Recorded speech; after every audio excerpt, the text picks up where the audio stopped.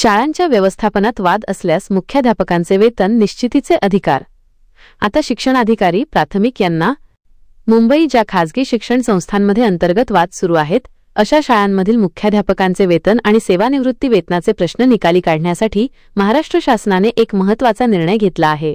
अशा प्रकरणांमध्ये आता अंतिम निर्णय घेण्याचे स्पष्ट अधिकार शिक्षणाधिकारी प्राथमिक यांना बहाल करण्यात आले आहेत। शालेय शिक्षण व क्रीडा विभागाने या संदर्भात 25 एप्रिल 2018 रोजी एक शासन शुद्धीपत्रक प्रसिद्ध करून जुन्या नियमातील संदिग्धता दूर केली आहे। नेमका बदल काय? 9 ऑगस्ट 2010 च्या शासन परिपत्रकानुसार वादात असलेल्या संस्थांमधील मुख्याध्यापकांच्या वेतन निश्चितीचे अधिकार शिक्षणाधिकाऱ्यांकडे देण्यात आले होते। मात्र त्या परिपत्रकातील तांत्रिक भाषेमुळे क्षेत्रीय स्तरावर संभ्रम निर्माण झाला होता।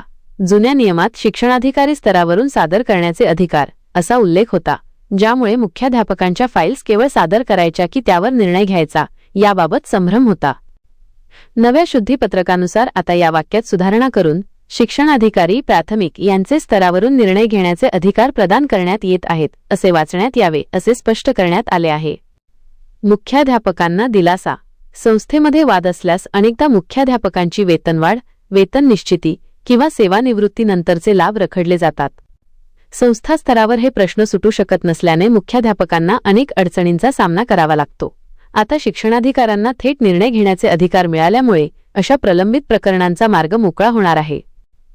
हे शुद्धीपत्रक महाराष्ट्र शासनाच्या संकेतस्थळावर उपलब्ध असून त्यावर उपसचिव चारुशीला चौधरी यांची स्वाक्षरी आहे। व्हिडिओमधील शासन निर्णय व परिपत्रक आपणास हवे असेल तर ते आपल्या शासन निर्णय व परिपत्रक या टेलिग्राम चॅनलवर उपलब्ध करून देण्यात आलेले आहे।